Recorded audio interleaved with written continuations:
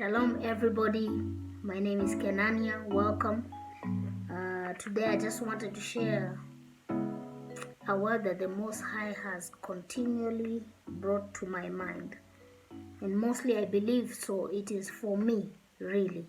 And I am just sharing for the sake that somebody else also may get something from it. But basically, it's for me and for my growth and for my alignment to the ways of the Most High, okay?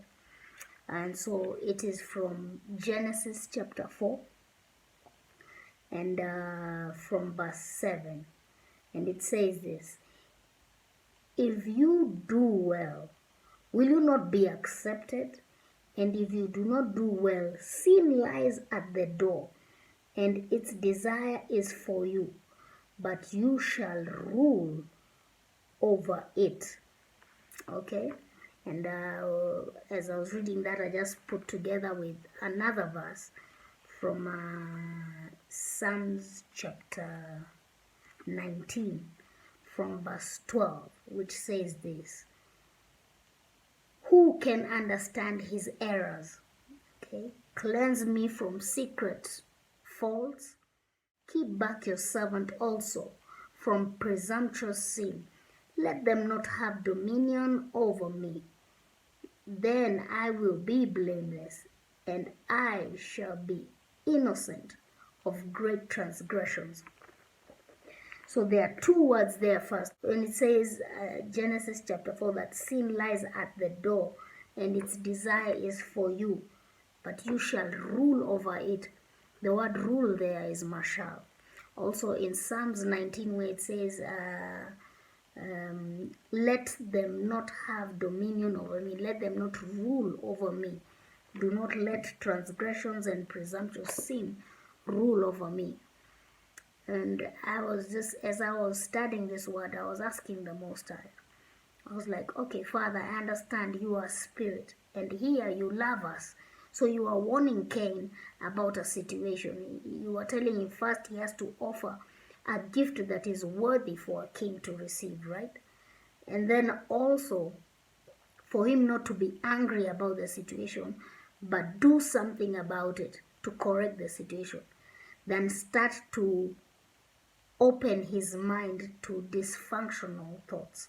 Because when it says sin lies at the door, it's not like a cat at the door. Sin is also spiritual, right? And where is the door? The door of the mind, where we allow thoughts to come in and to go out, where we allow imaginations to influence the outcome of our action, okay? It goes back also to 2 Corinthians chapter 10 from verse 3, where it says, for though we walk in the flesh, we do not war according to the flesh. For the weapons of our warfare are not carnal, but mighty in Elohim for pulling down strongholds. Those strongholds are in your mind. And pulling down arguments and every high thing that exalts itself against the knowledge of the Most High, right? Till we bring all to captivity. We bring all our mind and all our thoughts to the captivity of the Messiah.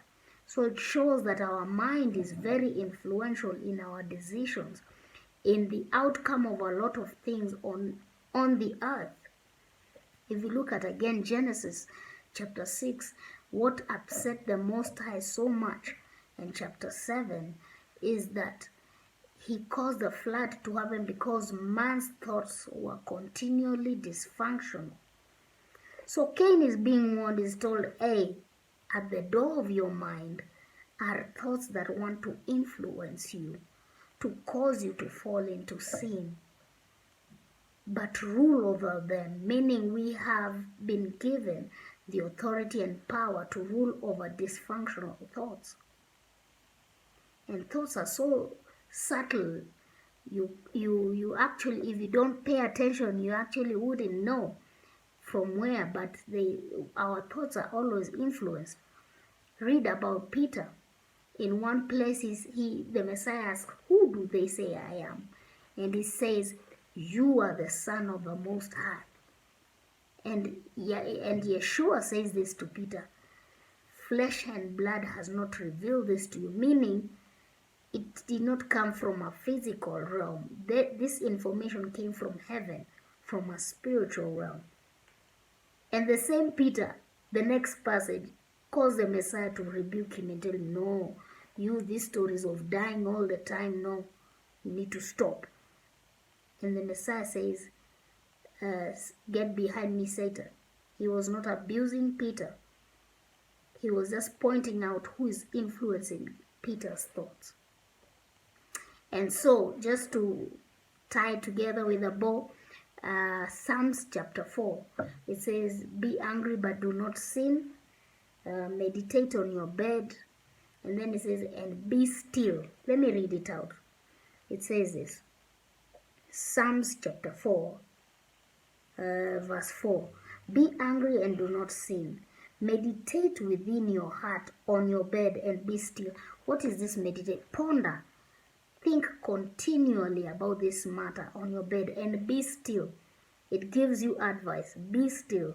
Don't let rage take over you. Don't let anger, envy, don't premeditate. Don't plan now. I must kill them. I must do this. No. Be still. And then the next verse gives you an idea what to do. It says, offer the sacrifices of righteousness. What are those sacrifices of righteousness? The Messiah offered the greatest gift. That's why he is the King of righteousness. Actually, Jeremiah calls him Yahweh Tzidkenu. Calls Yeshua Yahweh Tzidkenu. Yahweh who rights our wrongs. And put your trust in Yahweh. So you offer this sacrifice of righting wrongs, because even in your thinking you might have wronged. Ask for forgiveness and forgive them. Forgive whoever has offended you. And trust Yahweh that Yahweh will fight for you. So this message was for me, but I have just shared with you to encourage you that we should guard and protect our thoughts. In this generation where we consume a lot of online content, we should guard the door of our mind so that what gets into our mind does not influence our life into dysfunctionality. If we want any influence, it should be things that lead us closer to the Most High. Amen. Amen. Be blessed. We shall talk again. Shalom.